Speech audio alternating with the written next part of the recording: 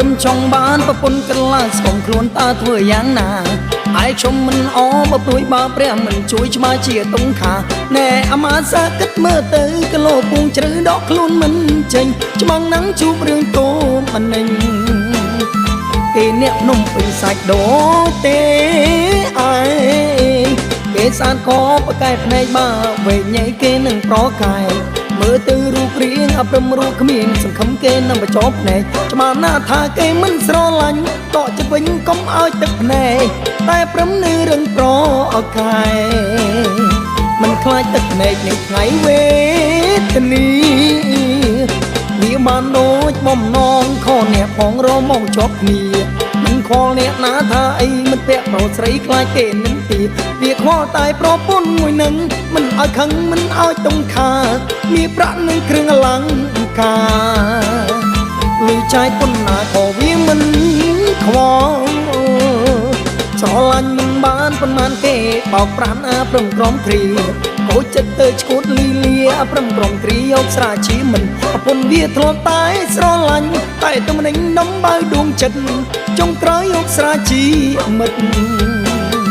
លែងខលលែងគិតអ្វីទេ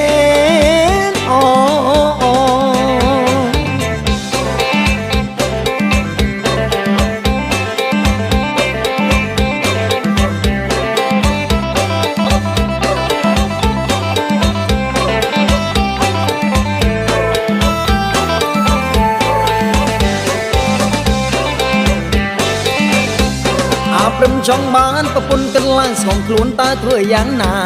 ហើយខ្ញុំមិនអបើព្រួយបើព្រះមិនជួយឆ្មាជាតុងខាណែអាមាសាគិតមើលទៅគីឡូពងជ្រៅដកខ្លួនមិនចេញច្បាំងនឹងជួបរឿងតូមិននិញគេអ្នកភ្នំពេញសាច់ដូទេអើយ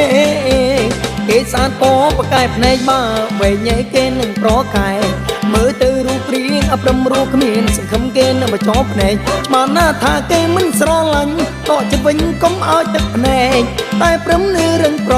អកែមិនខ្លាចទឹកភ្នែកនៅថ្ងៃវេទនីវាបានដូចបំណងខអ្នកផងរមកជាប់គ្នាមិនខលអ្នកណាថាអីមិនពាក់ប្រុសស្រីខ្លាចគេនិនទាវាខ្វល់តែប្រពន្ធមួយនឹងមិនឲ្យខឹងមិនឲ្យតុងខាមានប្រាក់នឹងគ្រឿងអលង្ការលុយចាយប៉ុណ្ណាក៏វាមិនខ្វល់ស្រឡាញ់មិនបានប៉ុន្មានគេបោកប្រានអាព្រមក្រំគ្រាខូចចិត្តទៅឈួតលីលាព្រមក្រំគ្រាយកស្រាជាមិនប្រពន្ធវាធ្លាប់តែស្រឡាញ់តែទំនិញដុំបើដួងចិត្តចុងក្រោយយកស្រាជាមិត្តលែងខលលែងគិតអ្វីទេ